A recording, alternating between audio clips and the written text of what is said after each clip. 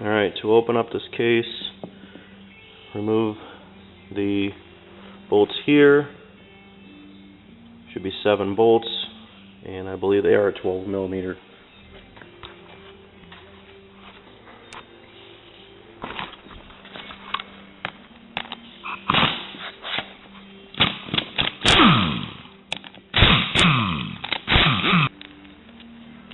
Alright, now there are a few areas where you can get a pry bar in around the outside.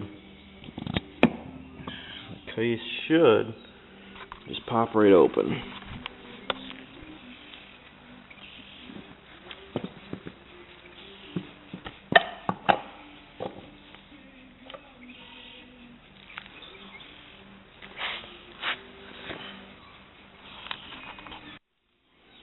Alright, back at the front differential here. This piece just slid. This is what pushes on your ring gear to keep pressure on your pinion gear. And that is adjusted with this adjuster here, which is this adjustment nut here. Keep in mind, not all are the same on that front cover. I have another differential here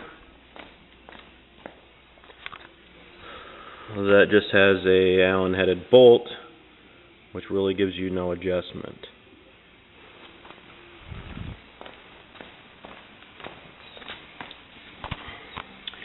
Alright, so in case anybody is wondering, this is how this front differential works. When you apply through this harness here 12 volts, what that allows the front differential to do is, as this is your front end spins 24/7 as you're driving. This will consistently spin, and when you lock this in, you have a magnet behind this plate, and as you can see, this has a bunch of teeth on it. And when you apply 12 volts, this will no longer spin freely. This will be locked with the magnet, and those tongs are pushed into your Sprague carrier, which this is the piece we're having problems with. And what that'll allow it to do is, as you can see, it can turn partially. It's called a Wedge Design, and this will grab in these little pieces here with your magnet on from that piece there, and this will allow this to grab onto these pieces here, which is your output hub, which drives your CV shaft, which in turn drives your wheel. So we want to remove this piece here. Of course, all your pieces will fall out. Not a big deal. We'll have to clean them all up. And as you can tell, they're just one a piece. We have small pieces breaking off of our cage. Not sure where, but obviously broke. So I will go ahead and get this all cleaned up. Okay, back with our front differential here. Our piece is cleaned up. Now I have another front differential to show you, because this cage here, we've seen a piece fall. I'm not quite sure,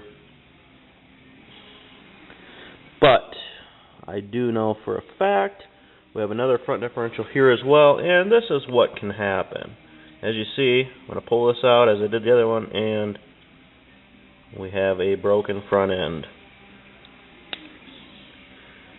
I mean, millions of pieces. This will be bad. We can pull this out.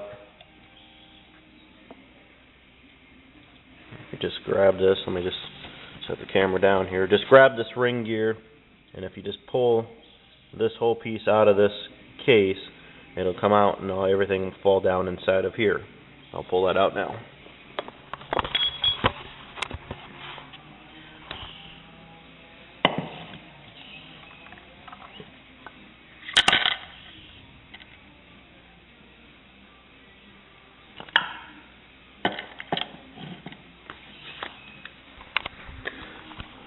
Okay, not sure if you've seen that or not, but there is the rest of the cage. Not too bad, really. Seen a lot worse. Basically broke here and the end cap snapped off. So now you want to thoroughly go through this, get a parts washer, clean all these pieces up, clean all your rollers. You don't want any plastic shavings in there. A couple other things that we have done here at Kelly Motorsports. There is a brass bushing in here. I've pulled this pin out of here. There's a brass bushing in the one side and the other side. The pin just rides in here with this bearing. Now, what we have done differently is you can see that when you put the two halves, you put your other side on here, your other hub, when it's on here with this piece, you're not covering all this surface area to the outer edge. So what we have done, found another roller needle bearing, and we have machined a piece that is to the same spec from OEM, which is a 1/2 inch, 0.5004, and we have machined this edge here to fit perfectly inside of this bearing. So what this does, you see, if I put this back in here, now set our new needle roller bearing, you can tell we have a lot more surface area covered. Okay, now we want to put our ring gear back down into our empty, cleaned out case, like so. Now you need to make sure that you set this in there perfectly straight. Now here we have the new Chinese metal cage, which is just a few pieces of metal tack welded together down the seams, as you can see. And this is kind of a tedious process, but you will need to take your rollers and set them in each individual slot and make your way around the cage.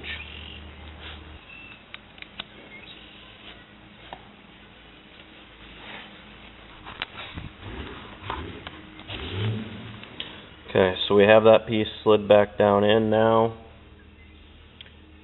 and now we will use our new dowel pin here.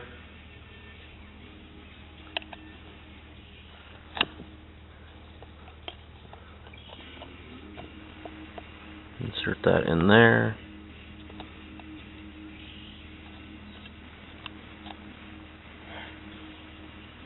And our new bearing as well. Okay, now you are ready to put the outside cover back on. Again, make sure there is no shavings or anything in this. There is a rubber gasket out here. Make sure that this is all uniform around the outer edge, and this should set right back on here nice and neat. Put your bolts back in, and we're ready for it to go back in the machine. Okay, we're now ready to put our cover on. Make sure you have this piece lined up basically straight across from your pinion in your cover, like so. Line this part of the cover up, flip it so it is right here.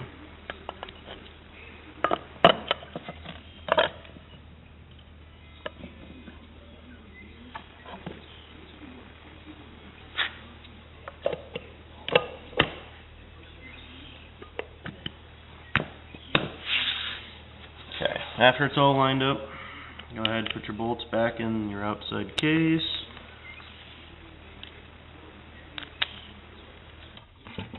On your front differential,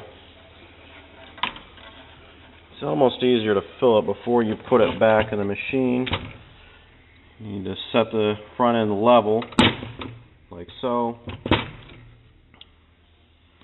Fill here until your fluid runs out, which is about 1/4 of a quart, is more than enough. Put your plug back in. We leave the sensor in. We have this one here that we'll need to plug in. Pinion, everything. We'll just need to line this up with the hole when we get the drive shaft back on. We're going to go ahead and top it off with fluids and put it in. Okay, we have our fluids back in our front differential. Filled here until the fluid started running out. Plug in, make sure your plug's tight here and your drain plug as well. Do not over tighten. Aluminum case, it'll lock up in there and you'll have a really tough time getting it back out. In case anyone has any questions, we are running AMSOIL, low viscosity. This is synthetic automatic transmission fluid, obviously from AMSOIL. For any other people that had questions, rear differential, Valvoline, 75W90. This has limited slip and is synthetic. Also, in the motor, again, AMSOIL. This is 4-stroke oil, which meets the JASO spec.